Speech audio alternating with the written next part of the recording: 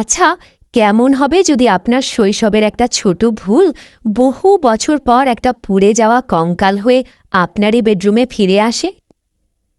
আমরা সবাই ভাবি অতীতকে ভুলে যাওয়া যায়, কিন্তু এই মেয়েটি জানত না যে উইক পরা তার নতুন সহপাঠী আসলে কোনো মানুষ নয়, বরং তার অতীতেরই একটা জ্যান্ত চিতা।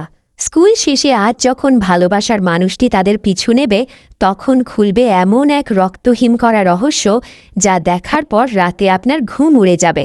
কী ঘটেছিল সেদিন জানতে শেষ পর্যন্ত দেখুন। চলুন গল্পটা শুরু করা যাক। প্রতিদিন সকালে স্ত্রীকে স্বামীর যত্ন নিতে হতো, কারণ স্ত্রী ছিল এক অদ্ভুত শখ। সে তার স্বামীকে একদম নিখুঁত মানুষ বানাতে চাইত। তার বিশ্বাস ছিল একজন মানুষ নিখুঁত হলে তার মেজাজ ভালো থাকবে, আর মেজাজ ভালো থাকলেই সংসারও সুখে ভরে উঠবে। কিন্তু যতই সুখী হোক, তাদের জীবনে একটা বড় আফসোস থেকেই গেল। তাদের কোনো সন্তান ছিল না। অবশেষে তারা একটি এতিমখানা থেকে সন্তান দত্তক নেওয়ার সিদ্ধান্ত নেয়। সেখানে তারা এক সুন্দর ও ভদ্র মেয়েকে পছন্দ করে ঘরে নিয়ে আসে। মেয়েটির চেহারা যেমন সুন্দর ছিল, তেমনি তার ব্যবহারও ছিল অসাধারণ।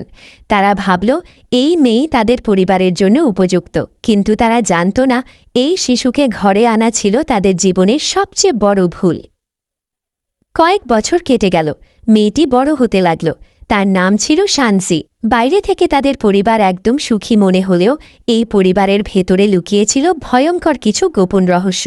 শানসির বাবা ছোটবেলা থেকেই একজন নামকরা আইনজীবী ছিলেন, কিন্তু তার মুখের আড়ালে কত অন্ধকার লুকিয়ে আছে সেটা কেউ জানত না।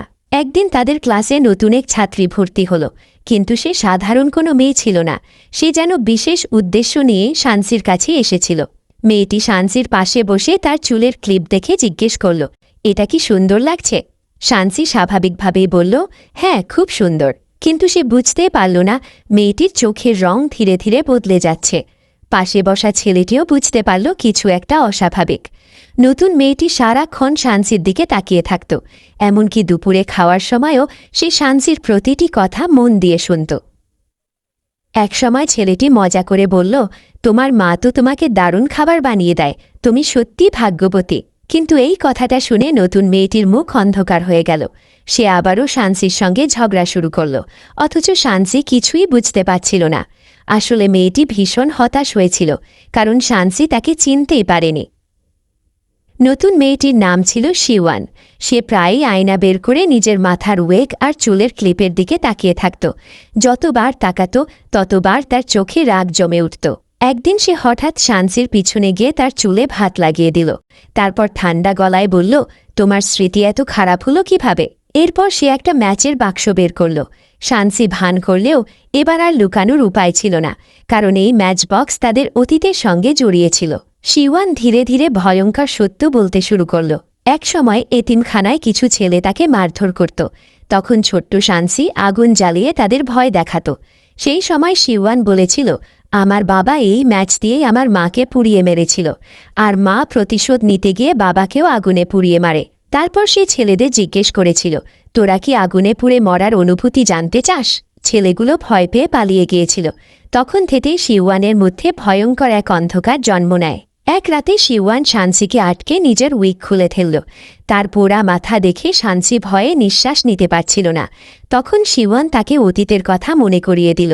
শানসির মনে পড়ল এতিমখানায় শিওয়ান নামে এক ছোট বোন ছিল, যে রাতে তাকে গল্প শোনাত আর আগুন দিয়ে নিজেকে রক্ষা করতে শিখিয়েছিল। একদিন শিওয়ান শুনেছিল তাকে কেউ দত্তক নিতে আসছে, কিন্তু সেদিনই ঘটে ভয়ঙ্কর দুর্ঘটনা। শানসি খেলতে খেলতে আগুন জ্বালিয়েছিল। আগুনটা পরে এতিমখানায় ছড়িয়ে পড়ে। যদিও সবাই বেঁচে যায়, কিন্তু শিওয়ান ভয়াবহভাবে পুড়ে যায়। তাকে দেখে যারা দত্তক নিতে এসেছিল তারা সিদ্ধান্ত বদলে নেয়। সেদিন থেকেই শিওয়ানের জীবন অন্ধকারে ডুবে যায়। এখন এত বছর পর সে ফিরে এসেছে প্রতিশোধ নিতে। শানসি কান্না করে ক্ষমা চাইলে শিওয়ান শুধু বলল, আমি অপেক্ষা করছিলাম এই কথাটার জন্য। অজান্তেই শানসির সেই প্রতিশ্রুতি ভবিষ্যতে সবার জীবন ধ্বংসের দিকে ঠেলে দেয়। এরপর শিওয়ানের নজর পড়ে শানসির হাতে থাকা সাদা রাজহাঁসের কিচেনের দিকে।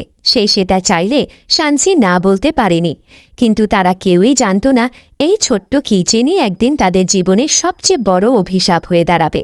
অন্যদিকে শানসির বাবা মাও শিওয়ানকে পছন্দ করত না।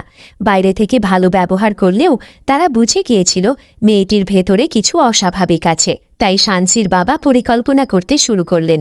এদিকে শিওয়ান টাকার অভাবে পার্ট টাইম কাজ করত। একদিন কাজের জায়গায় গিয়ে জানতে পারল মালিক সব টাকা নিয়ে পালিয়ে গেছে। হতাশ হয়ে সে শানসির কাছে টাকা ধার চাইতে গেল, কিন্তু শানসি সেদিন টাকা আনেনি। ঠিক তখনই জিংহাও নামে এক ছেলে এসে শিওয়ানকে টাকা দিল এবং বলল, ভবিষ্যতে টাকার দরকার হলে আমার কাছে চাইবে। কিন্তু শিওয়ান এটাকে অপমান হিসেবে নিল। রাগে সে জিনিসপত্র ছুঁড়ে মারল, এমনকি জিংহাওকে ঘুষিও মারল।